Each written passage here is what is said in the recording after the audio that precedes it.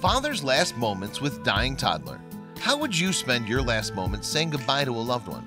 Imagine it was a little one who could barely talk. It's heartbreaking when anyone dies, but especially tragic when the person is a mere toddler. When parents lose their children, it's always a trying time. Most parents would agree that children should not die before their parents. But first, be sure to subscribe to our channel and hit the bell so you never miss an upload from us. Also, leave a like right now. Alfie Evans was born very ill. His life expectancy was low. His parents, though, wanted him to have all the chances at survival. His parents worked to ensure that he got the best treatment possible.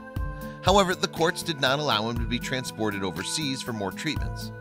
Tom Evans and Kate James resided in Liverpool, UK, before Alfie was even 1 year old. He began suffering from seizures that put him in the hospital. When Alfie was in the hospital, his doctors discovered that he actually had a degenerative brain disorder. He was often lying in the hospital bed, barely conscious. The doctors couldn't really pinpoint the precise nature of the ailment. In Alder Hey Children's Hospital, the doctors had given up hope. They were pushing the parents to take the little one off life support.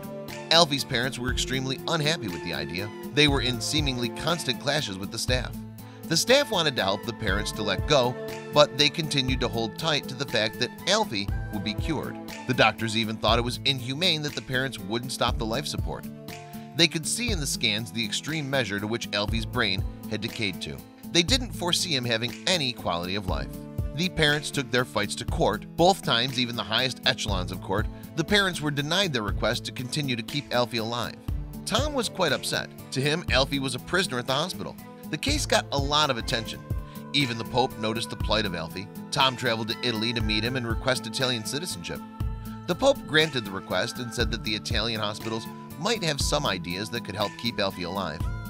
The European Court of Human Rights did not agree, however, with the Pope's edict. They did not give Alfie permission to travel.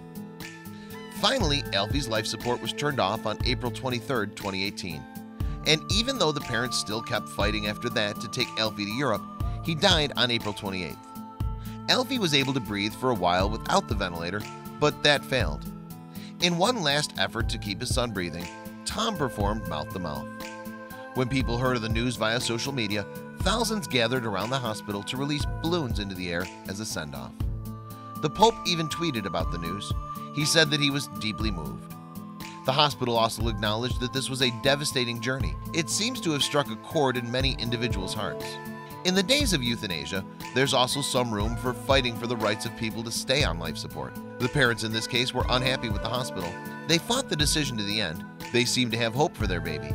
They weren't able to agree that his brain damage was too extensive to provide any quality of life.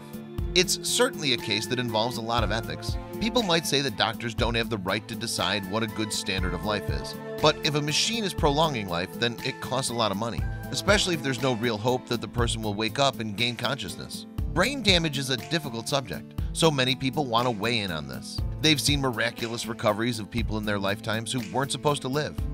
This only furthers their resolve that the doctor's pronouncements are not the only ones that matter. In this instance, it's easy to lose hope. The doctors sometimes, though, have to step in and make the final decree that there is no hope. That's a difficult situation to be put into in the first place. While people might want to hold on forever, sometimes that's not the option. Even the courts weigh in on these cases where they believe that it's not right to continue to hold on to a human.